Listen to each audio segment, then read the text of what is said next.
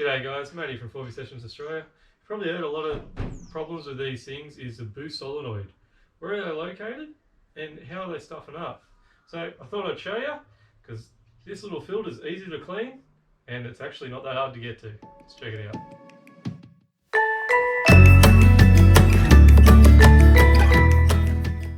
So on the front of the engine here, the boost solenoids sit a bit further down. You can probably just see it down there. And Nissan's fix to try and help these boost solenoids out was to extend the lines and the filters up to here on the Series 2. Normally, the filter is just in the back there. So let's open mine up and see what they look like. This cover out of the way. So just in here, there's little filter tops. Alright, I'll pop mine open. Just going to use a little flat blade. There's a little gap in them just here.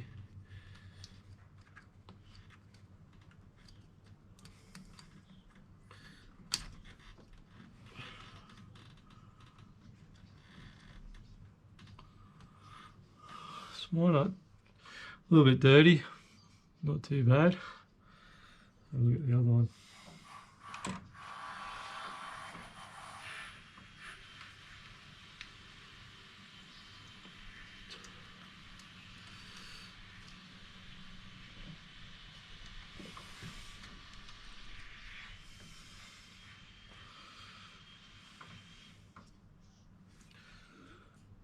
This one's a bit dirtier.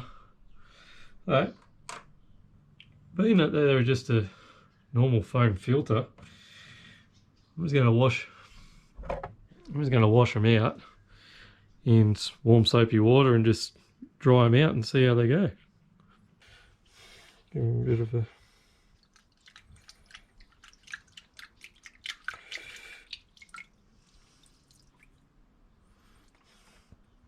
wash out.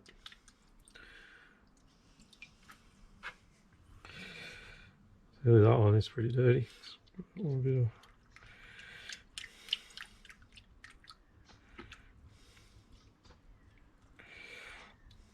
So what are the key things that you'll show that they're boost solenoids? Normally I'll lose cruise control is one of the first things that goes. And you just lose power sometimes as well. Sometimes they won't throw a code. Mine have never thrown a code. I've just lost power and lost cruise control, which has told me that that's what they were. So if you don't have the extended lines, definitely go see Nissan because it's their fix.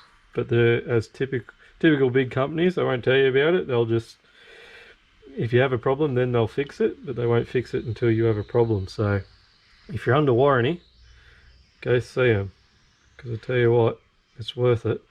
There is other companies that are now doing them. I know the boys at TuneWorks are doing extended lines now as well. So there is other ones you can buy.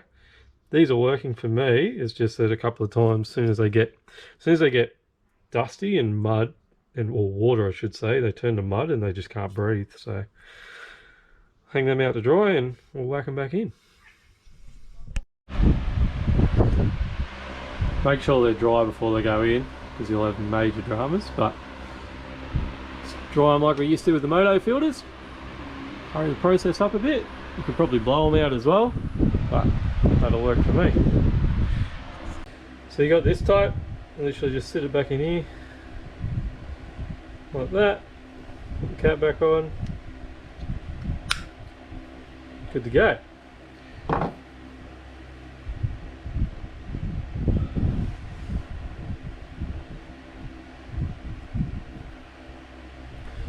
So they're all dry.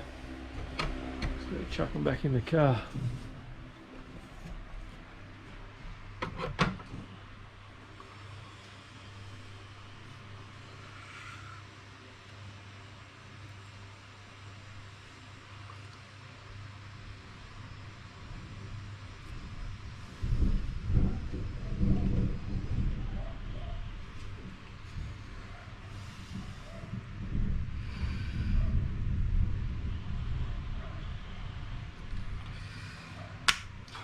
Clip.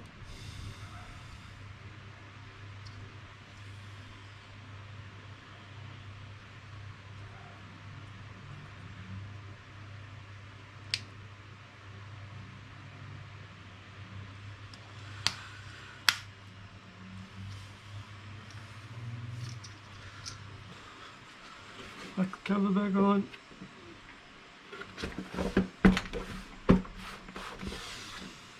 Oh.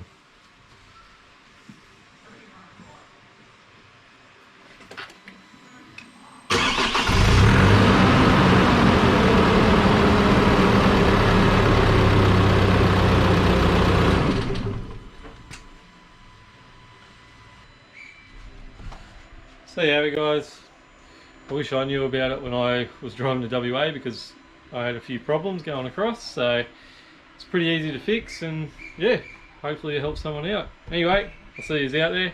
Have a good one.